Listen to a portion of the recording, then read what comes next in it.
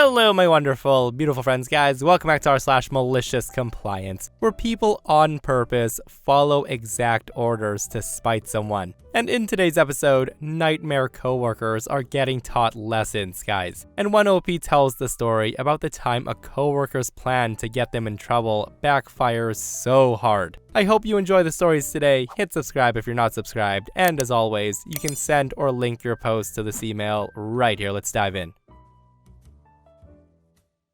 Alright, so my commute to work got progressively longer and unpredictable over the past year due to 4 bridge closures occurring within months or weeks of each other. No date's been given for their reopening, so for the time being, short of heading off for work an hour or two ahead of time, you risk arriving a minute to 5 minutes late once or twice a week. Now, everyone's been impacted by the traffic in one way or another, which I mention because there's no way someone could feign ignorance. One coworker, though, a Karen, didn't care about legitimate reasons for my being slightly late for work every now and then, and complained so adamantly behind my back about it that my immediate supervisor had to write me up. Now, I knew it had to be that one coworker because they would get noticeably irritated whenever traffic conditions were brought up. They would leave the room, loudly interrupt with unimportant questions or comments, or roll their eyes. They're also known for complaining about every little thing. But despite that coworker, I love my job. So I started leaving for work an hour and a half earlier than before. My arrival time is now anywhere from 15 to 45 minutes before my shift starts. And that's when I notice the annoying coworker always arrives like 10 minutes early and always has a very convenient street parking space available. I used to park on a different side of our building before traffic got bad, and had never noticed that they had unofficially claimed that public parking spots as theirs.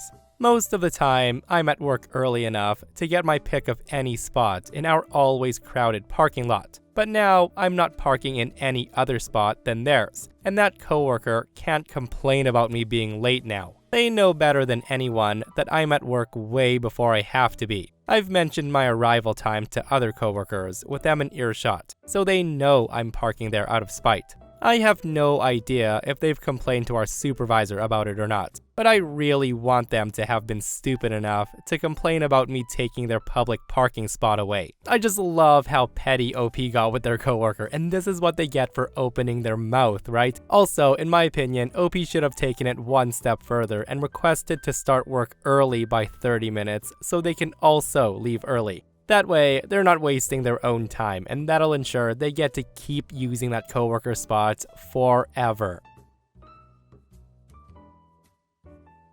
So many years ago, I worked at a gas station. It wasn't a big, fancy station. No, it was a satellite of a grocery store. Nothing more than a tiny kiosk next to a dozen pumps. And I have a lot of stories about that place, but only one is really appropriate for this sub. That said, my coworkers ranged from cool to worthless. This story is about one of the worthless ones. Let's call her Sandy. Now, Sandy was fairly new to our kiosk, but not to the job, having transferred over from another gas station in the company. Right out of the gate, this was a problem. She had her way of doing things, and we had ours. Naturally, Sandy tried to play boss and expected all of her new coworkers to change to suit her, not the other way around. That said, one day, it was me and Sandy on the afternoon shift. There were only ever 2 employees, so we covered each other's breaks. Normally, because I'm a team player, I would take my breaks in the little office in the back. If my coworkers needed me, all they had to do was yell. But on that particular Friday, Sandy and I had a problem. She decided to take both of her breaks at once. Now, it wasn't uncommon for us to take a 45-minute break instead of a half and a 15. But it was something we had to clear with our coworkers before doing. It was also against company policy, but we really didn't give a damn about that. So about an hour before rush hour, the busiest time of the day with the largest concentration of crappy customers, she wanted to take her break. Which is fine, nothing wrong. I told her I would take my half hour after hers. Then we'd both run tills for the rush. Well, the half an hour came and went. She didn't come back. Another half hour goes by, which I should have been on break, and she's still not back. Another 15 minutes, she comes in and she gets on the till. There was no apologies for taking a long break unannounced or for coming back late from that long break. When I mentioned it, she replied, "I don't know why you're getting so pissy. All you ever do is sit in the back. And I wouldn't get upset with you if you took a long break." So I told her I'll hold you to that. Then I walked out. I bought a paper, went down the street to a Japanese restaurant, sat down with a big bowl of noodles and veggies, and I took my sweet time. All the 9-to-5ers on their way home from work were her problem. Exactly 45 minutes after I left, I walked back into the kiosk, and Sandy was not behind the till. My manager was. Apparently, Sandy couldn't handle the situation and she started crying. I don't know if it was just me walking out, or the workload, or any particular customer that got to her. She called my manager for help, and my manager had to drive into town and take over until I came back. Let's call her Tammy. Now, Tammy wasn't angry with me, not anymore at least. She was pretty pissed when she showed up to relieve Sandy and sent the poor girl home, but she had found a brief window in which to check the security cameras. It turns out that Sandy told her that she had taken her half-hour break earlier. Then I didn't bother taking mine until the rush because I didn't want to work. Tammy then decided to check on the cameras, and by the time I came back, she already knew that Sandy was lying to her. I didn't have to say a damn thing in my own defense. Sandy ends up getting punished for the extra long break and the lying, which resulted in her getting fired as she's had a few strikes already. Good times. Cameras are truly a liar's worst enemy, aren't they? And Sandy totally deserved what happened after lying to the manager. That said though, I feel if Sandy can't handle 45 minutes by herself and had to call the store manager for help, she might not have been a good fit for that position. I guess you could also say that OP made her break under pressure. So I used to work a crappy retail job in LA, and the boss had just hired a new assistant manager. Just picture a blonde Karen who appears to be in her 40s but tells everyone she's 33, who is just divorced from her Beverly Hills doctor or dentist husband and now has to actually work for the first time in her life. So on her first week there, this super smart lady left her Louis Vuitton bag open on the break room table, instead of locking it in her assigned locker, and someone stole $200 from her purse. Now, I'm not saying it was her fault, it was definitely the thief's fault for taking something that didn't belong to them. But Karen's response to it was just stupid. Assistant Manager Karen then told us that as a new policy, no one could enter the break room without her permission, so that she would know who was going in and when. So if anything else was stolen, she would have a clear culprit. Now, I'm not sure how she intended to enforce this during the time she wasn't in the store, but maybe it didn't matter if other people besides her got stolen from. Well, we obviously didn't like Karen strutting into our workplace and trying to limit our access to our own break room, so cue malicious compliance. Every time our hands were sticky and we needed to wash them in the break room sink, we interrupted Karen. Every time we needed to take a drink of water, which we were only allowed to do in the break room, we interrupted Karen. Every time we needed to sweep something up, but the broom was in the break room, we interrupted Karen. Every time we had to throw something away, but the trash can was in the break room, we interrupted Karen. Karen could barely get her own inventories and paperwork done because of how often we needed her permission to open the break room door. She ended up getting so frustrated that the new policy lasted about 3 days, and she quit soon after that. Honestly, Karen probably got sick and tired of working with the common folk, right? Those lowly peasants. Okay, jokes aside though, classic malicious compliance. And what an ultimate Karen move though. She leaves her purse in the open despite being told to keep her possessions in her locker, and basically tried to make everyone's lives harder after someone stole from her, which she could have easily prevented. This person says, "I would have made sure to call her at home on time she wasn't working. Karen, I'm taking a break now. I'm going to the break room. Karen, I need to wash my hands. I'm going to the break room." Even after she quit, I'd call her for a week or so, maybe longer. See, and this is why you don't mess with some people. Some people will in fact go the extra mile to make sure you really get the point.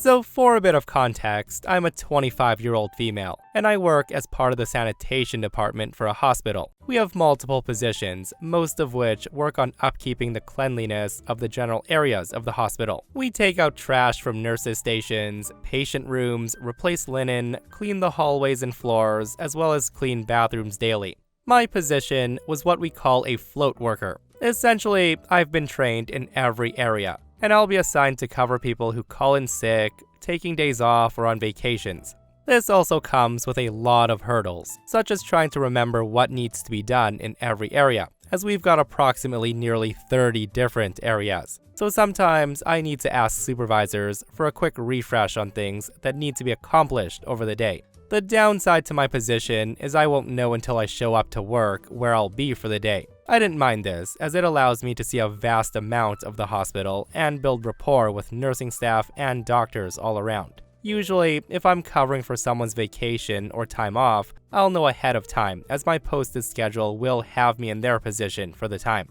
So about a year and a half ago, I was scheduled to cover one of our guys who works in the operating room for about a month. And for a little more context here, our OR team consists of 4 people. One person comes in at 6, my position, which came in at 8, and 2 other positions that came in at 9 and 11. Now, I didn't mind this, as I was well acquainted with the staff there. On top of that, working for the OR usually came with a fair bit of free time, since there wasn't a whole lot to do, other than ready the room for the next patient that's coming through. There was one downside though, the Karen of the story, who we'll call Steve. He happens to be 56. Steve was our afternoon guy. He came in at 11 o'clock, and the shift usually ended at 7:30. Now, Steve is a scumbag. He's the sort of person who looks down on you if you're struggling. If you did something a little too slow, he'll call the supervisor. If you're overrun with work and you can't get to your other tasks, he would call the supervisors. On top of that, he's told me at least twice that I'm not built for working and that I should be in the kitchen at home, preparing dinner for my husband. Steve was the reason not a lot of people like to learn how to work positions in the OR. If the constant calling of supervisors wasn't enough, he would insist on commenting on how you did things to try to teach you better ways of cleaning if you weren't being absolutely efficient. The guy would harass people constantly, especially the women, asking them if they'd done this or that, and most of all, he loved to boss everyone from our department around. Our other OR guys have gotten used to this by now, and they just ignore him for the most part. But I, on the other hand, love to piss him off a little, just for fun. The first week of my month-long stint in the OR went without a problem from Steve, as I'm normally very diligent about my work, so I don't leave stuff too long to give him any reason to talk to me.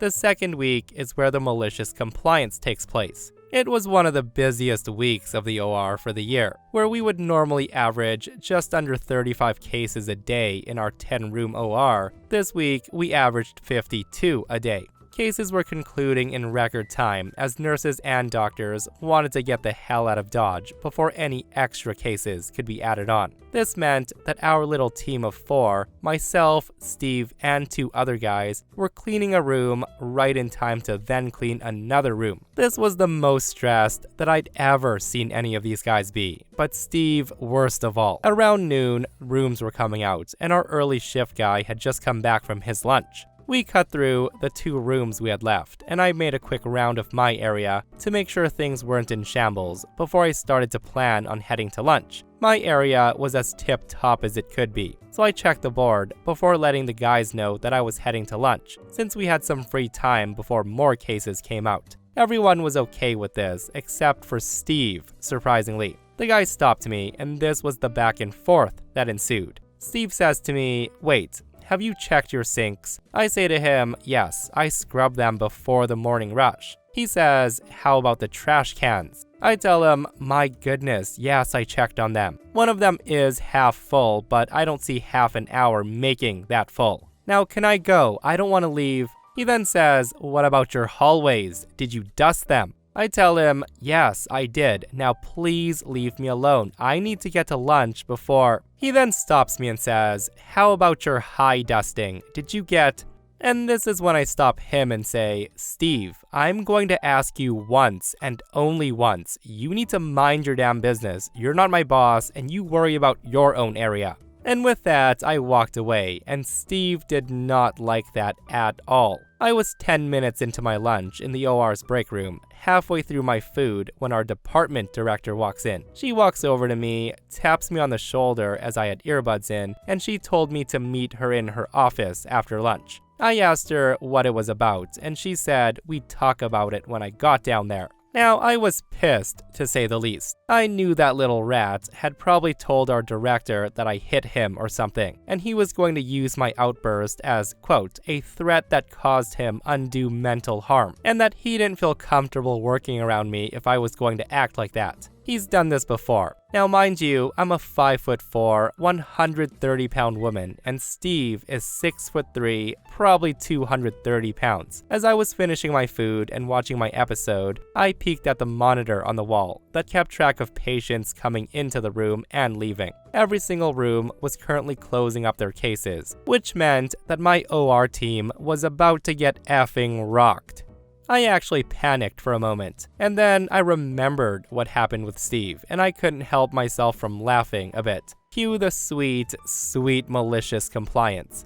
I put my lunch bag away with the other bags in the back of the break room, and then took the last sip of my soda as I tossed it and then walked out with a grin on my face. On my way to the elevators, I saw they had only done one room so far, and judging on that, I assumed it would probably take them another half an hour to get everything finished for the rooms. Steve saw me on my way out, and he stopped me saying, OP, what are you doing? Where are you going? Get your hairnet on. We have 9 other rooms that need to get cleaned. At that I respond, oh, I'm so sorry, Steve. I was asked to come down to the office by our director. She had something she wanted to discuss with me, and she told me I had to come immediately after my lunch and not worry about the... He then stops me and says, but we are getting overrun with work. You need to help us. This is when I respond, I don't see how that's currently my issue. If I don't talk with her, I might get fired for insubordination, so good luck. I'll try to be as fast as I can. I then smiled as I turned away. I got down to her office, and the director is sitting there with one HR representative.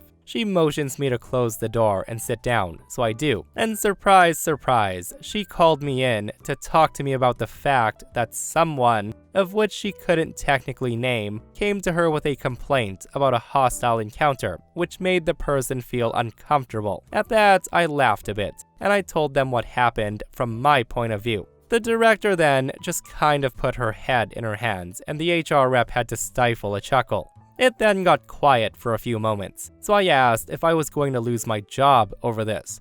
Our director said that originally it was going to be a strike on my record, followed by some disciplinary actions, such as taking some online courses about conflict in the workplace and hostile work environments. But after hearing my side of the story, along with a plethora of other reports made by Steve about other people in the department, she said she finally realized that she shouldn't have gotten HR involved until she heard my side of things, and then dismissed both the rep and myself.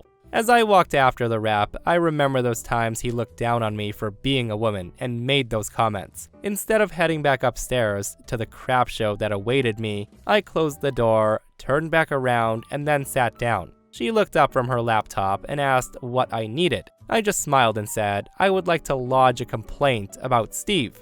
Hearing that, she stared at me for a few moments and then asked me to detail my complaint. And here's the list of things that I got her to put in the complaint. Number 1, micromanagement of peers. Number 2, creating a hostile workspace. Number 3, unnecessary reporting of coworkers. Number 4, workplace bullying. Number 5, misogyny. Number 6, sexual misconduct. As he once told me that I like other women because, quote, you don't have a guy who could F you good enough. So after going through the list, providing examples and approximate dates for said examples, my director just kind of shook her head and put her fingers up to her temple. I looked at her and I said, bad day to be Steve? She nodded and said, yeah, it's a bad day to be Steve. You can head back to work. I'll talk to him before I leave for the day. So with that, I leave the office. I head back up to the OR a whopping hour later, and our OR team looked effing dreadful. Even our morning guy, who's in his mid-30s and has been doing this for a decade, was looking rough. They finished all the rooms though, which was impressive. They all looked at me, and Steve was the first to say anything. He said, "Took you long enough, bitch. Where were you?" To which I respond, "Oh, don't worry, you'll find out soon enough. My meeting with the director went well." Morning guy asked, "What happened?" I let him know, well, somebody filed a complaint about me being aggressive, and it ended up turning into a conversation that would definitely eliminate the hostile work environment. Hearing me say that, Steve smiled and said, "Good. The last thing we need is somebody to feel uncomfortable up here." To which I respond, "Oh, of course, Steve. We wouldn't want anyone feeling attacked or anything, right? Also, Steve, I have a question for you. Have you checked your break room yet?" The last I saw, the trash was overflowing onto the floor. Steve left in a panic, and the three of us just laughed. And here's the fallout. I was informed from our director what happened with Steve. Since I was the person who levied the complaint, I was entitled to hear about any actions taken to correct what I complained about. She said that he would have been outright fired if I wasn't the only one who levied these complaints. While they took it seriously regardless, without other women stepping forward to say anything, they couldn't fire him off my complaints alone. That being said, Steve was still reprimanded hard. He was slapped with 2 strikes. 3 strikes gets you fired, followed by a year's worth of online learnings and in-service trainings for things like discrimination and basically how to be a better person in the workforce. He was also told if he said anything close to what he said to me again, he would be fired and blacklisted from the hospitals in the state. In good news, since then, I've become a lead for our day shift. While I maintained my float status, covering people who were sick and whatnot, I did gain a few more dollars an hour and some leadership responsibilities. And most important of all, a fancy title to tell Steve to F off with. Talk about a plan backfiring. And seriously, I just don't know what's up with people like Steve who on purpose do that to other coworkers. Like, are you trying to make enemies at work? Also, I think OP should have tattled right then and there to their director after Steve made the "where were you bitch" comment. Especially it being said in front of witnesses. Like, that could have been the strike needed to get nasty Steve out of there. Another thing, like, if OP really wanted to piss Steve off, after him making those comments about her needing to be at home in the kitchen making food for her husband, OP should have replied with, "Well, what about you, Steve? Why is your full-time job cleaning? Isn't that women's work?" Oh man, I just know his head would have exploded. Like, don't go saying stupid stuff like that if you can't take it, right? This happened a couple of years ago, but I was thinking about it recently. I worked for a company doing their media design, graphic design, photography, live event AV, video editing, etc. This company held big events, and over my years at the company, I was given more and more unrelated responsibilities, until I was doing the jobs of at least 4 people. They also never helped pay for any materials, so all the necessary media equipment was paid for out of pocket. All of them had my name on them to make sure it wouldn't get lost if I lent it out. Over the years, I accumulated a pretty impressive supply through secondhand purchases and watching for deals. By the time I hit my 5th year there, I had thousands of dollars in high-end equipment that was used for almost every part of the organization's promotion and event production. I think you can see where this is going. One day, I was brought into my boss's office, and I was told they would be downsizing and they had found someone fresh out of college with no real life experience. And that person will be taking over my job as well as a few others. Now, I was completely caught off guard. They then had one of those people from corporate follow me to my office to assist in cleaning out my stuff. The guy specifically said, "Take everything that's yours, you won't be coming back." So that's what I did.